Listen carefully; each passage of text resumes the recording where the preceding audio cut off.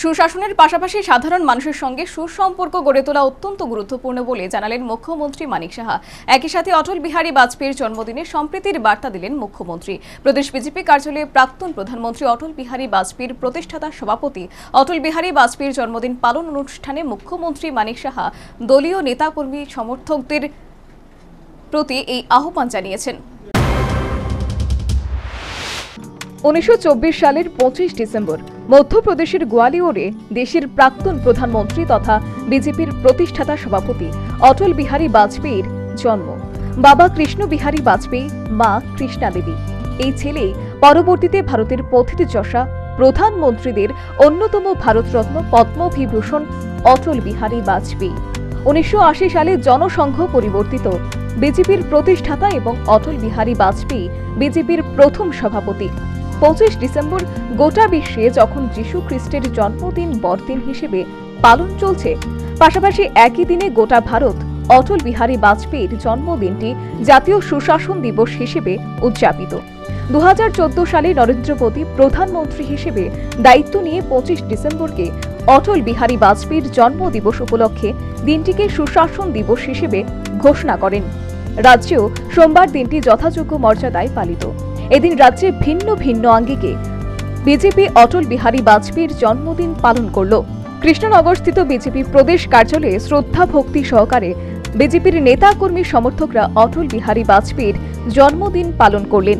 অনুষ্ঠানে মুখ্যমন্ত্রী মানিক সাহা, প্রদেশ বিজেপি সভাপতি রাজীব ভট্টাচার্য সহ উপস্থিত অন্যান্য নেতাকর্মী সমর্থকরা অটল বিহারী বাজপেয়ীর প্রতিকৃতিতে পুষ্পার্ঘ্য অর্পণের মাধ্যমে দেশের গর্বের সন্তানের স্মৃতির প্রতি শ্রদ্ধা নিবেদন করেন।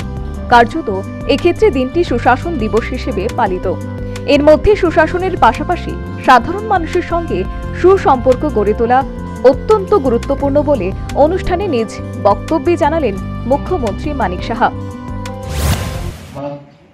সুশাসনের সাথে সাথে মানুষের সাথে সুসম্পর্ক করা সেটাও খুব ইম্পর্টেন্ট। মাননীয় প্রধানমন্ত্রী নরেন্দ্র মোদীজি যেভাবে দেশকে সামনের দিকে এগিয়ে নিয়ে যাচ্ছে সব দিকে সর্বস্তরে, সেটা আজকে বিশ্বের দরবারে ভারতকে এমন এক জায়গায় পৌঁছে দিয়েছে যার জন্য এতদিন আমরা অপেক্ষা করতাম, সেটা কিন্তু আজকে বাস্তবিত হয়েছে। বিভিন্ন প্রকল্প, বিভিন্ন ফ্ল্যাগশিপ প্রকল্প, সেগুলো মাননীয় প্রধানমন্ত্রীজি প্রতিদিন করে যাচ্ছে। প্রথম উনি শুরু করেছিলেন জনধন প্রকল্প। কেউ বুঝতে পারেনি যে সমস্ত মানুষকে, যারা গরিব অংশের মানুষ, ব্যাংকে যারা দেখেননি, অ্যাকাউন্ট তাদের হবে ভাবতেও পারেনি, তাদেরকে জিরো ব্যালেন্সে যখন ইনক্লুশন করলো ব্যাংকের সাথে, সবাই অবাক হয়েছে। অনুষ্ঠানে নিজ ভাষণে প্রদেশ বিজেপির সভাপতি রাজীব ভট্টাচার্য বলেন, কার্যত অটল বিহারী বাজপেয়ী যেদিন দেশের প্রধানমন্ত্রী হয়েছিলেন সেদিনই নতুন ভারত গড়ার সূচনা হয়েছিল।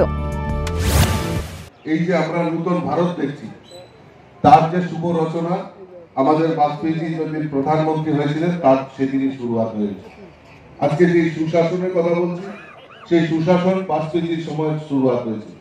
বিভিন্ন প্রকল্পের মাধ্যমে বাজপেয়ীজি সরকার এই ভারতবর্ষের সমস্ত অংশের মানুষের জন্য, চাই গরিব হোক, চাই কৃষক হোক, শ্রমিক হোক, সকল অংশের, ভারতবর্ষের সকল অংশের মানুষের জন্য যে কাজ আমাদের বাজপেয়ীজি দেখিয়ে গেছেন, তাকে পাথেয় করে আমাদের দেশের যশস্বী প্রধানমন্ত্রীও সেই পথকে অনুসরণ করে মানুষের কাছে যাতে সমস্ত পরিষেবা পৌঁছে যায় তার জন্য প্রয়াস করছে।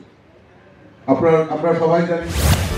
এদিন অটল বিহারী বাজপেয়ীর জন্মদিন পালন অনুষ্ঠানকে কেন্দ্র করে উপস্থিত বিজেপি নেতাকর্মী সমর্থকদের মধ্যে উল্লেখযোগ্য উৎসাহ ও সাড়া পরিলক্ষিত। 2024 লোকসভা ভোট আসন্ন।